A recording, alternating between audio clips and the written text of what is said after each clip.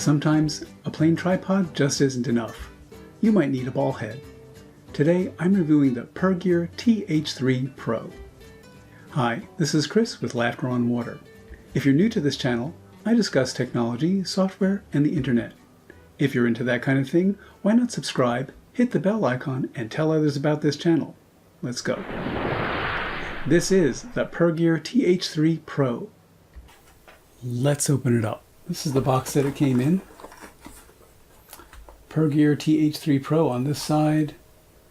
All of this iconography, I have no idea what they're really trying to say here. If they are trying to communicate, they've done a very poor job. If somebody else knows what that says, let me know. More of the same. The bottom of the box, top of the box.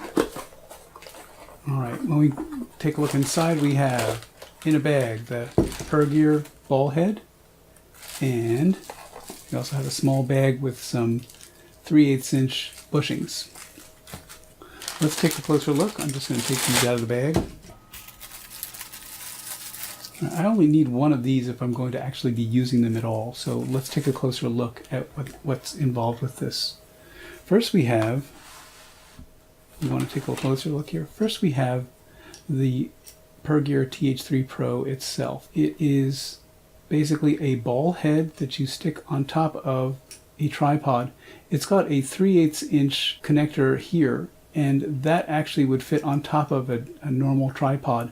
But if you're just going to be connecting it to a 1/4 inch connector, perhaps you want to sit it into something not a tripod, but you want to be able to quickly take it off, you can put this bushing in here that will bring it down to a 1/4 inch connector so that you can connect it with something like one of these.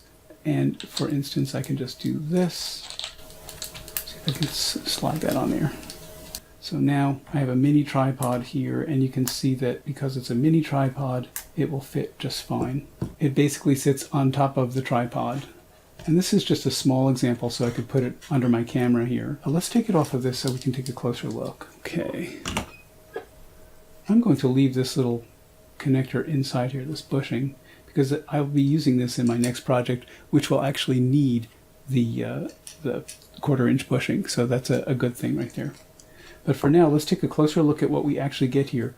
There are 4 different dials on here, and they each have a different purpose, so let's go through them. This first dial down at the bottom here, this actually just determines whether or not this is able to turn. So when this is on a tripod, the entire thing can turn, and it turns relatively slowly, but nice and smoothly. So that's a nice feature of this. It turns quite smoothly. When I sock this closed, when I close it up, I don't have to tighten it too much. It locks it down, so it can't really turn when it's locked down. So that's also the purpose of that particular dial right there, that knob. The next knob we can look at is this knob right here. It's the smaller of these 2 knobs that are on the main cylinder here. This smaller knob is basically something that you can use to dial in how much you want this ball head to be moving around very much while you are moving this right here. This is the main dial. When that's locked down, everything stays nice and solid. You can lock this one down pretty well too, but it's kind of a combination between these two. This one here is a way to just make it so that if you have a very heavy camera on top, you can make it so that it won't just slop down. I like to leave that relatively loose, and this is the one that I use. This large knob right here is the one that I use to tighten down my ball when I need to make sure that it's secure. One of the nice things about this ball, and a lot of ball heads have this too, is this notch right here on the cylinder, and that allows you to take the ball and move it at an angle like this, so that when it's sitting on a tripod like this, when it's sitting on my tripod, I can actually take the camera and have it pointing directly down. So that can be a pretty useful thing, to have the camera pointing directly down. Those are the features that are on the bottom here. This bottom disc does turn so that it makes it easy for this thing to turn. If you're noticing that I'm holding this here, I'll put this dial right here. It actually has some numbers. I'm not sure that they're very noticeable in this light. Those are degree numbers that says, I think 80 or 90. I can't really read it that well. The numbers are not that noticeable. When you look at the dial there, you can sort of read them if you have better light. Those numbers are just so that you can have a frame of reference. If you know you want to get a 120 degree pan, you can probably do it with this. It's not ideal. You probably should be using a fluid head rather than a ball head for this. But in a pinch, this can work like a fluid head. If you just need to pan, 360 degrees even, you can pan slowly and evenly using this feature right here.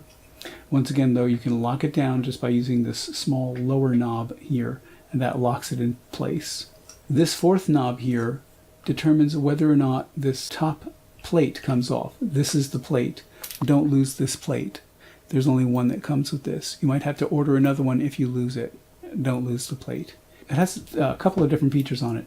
It has this tiny little handle on this screw so that it makes it easier to screw this securely onto your camera on this side right here. There are some little rubber pads that make sure that your camera doesn't get dinged or scratched, and it makes it sure that your camera stays secure on the ball head.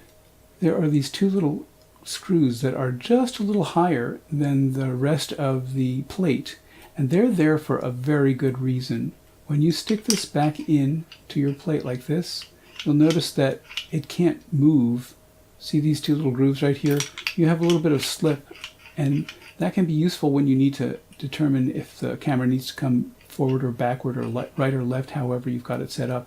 But once you've socked this in, it's perfectly secure. It's not going to move. But if you sock this open and you've got it set like this, all of a sudden that thing can come down. This is a safety feature. It makes it so that if you don't open it too far, it's not going to let your camera slip onto the ground. Don't try to remove those. They're kind of an important thing. The best way to open this up and actually access the plate is to open this much so that you can pull it out like so. And you can just pull the plate out. So the plate slides in like that, and then you use this knob to secure it. You can open the knob just a little bit to give yourself a little bit of that slip leeway. And then once you know where you want your camera to be sitting, you can just sock it securely like that. There's also this little level right here. This level can be useful when you are needing to make sure that you want to be sure you're actually level if you're taking a panoramic scene. In general, that little bubble that's sitting inside the red there, that's a great indicator that you've got a relatively level camera. And when you've got a level picture, it tends to look much more professional. There's also another level on here. Let me put this so that if you need to make it so that your camera is facing down like that, you can actually make sure that it's level using this as well, so that once that's level, you can sock it in there, make sure that it's perfectly level. And now you're level according to this. To me, that lends a sort of professional air to this particular ball head. I like the fact that it does that. This ball head is actually quite sturdy. I think that it's going to make a great addition to my camera gear bag. It didn't come with any directions to tell you what to do with it. I think they assume that since this is such a simple piece of gear that you're not going to need directions. You'll already know how to use it, or you can look it up on YouTube and see how to use it. So those are the features of the Pergear TH3 Pro. I'm going to be using the TH3 Pro in my next project, a simple camera skate that will work about as well as a camera slider, but it's a little cheaper. I hope you'll catch it when it comes out. Hey, I hope you found this video helpful and that it will be useful when you start thinking about buying your own ball head. If you have found this episode helpful, why not like the video, subscribe, and hit the bell icon so you can catch more of the same. This is Chris with Laughter on Water. Thanks for watching, and I hope you'll catch me in the next video.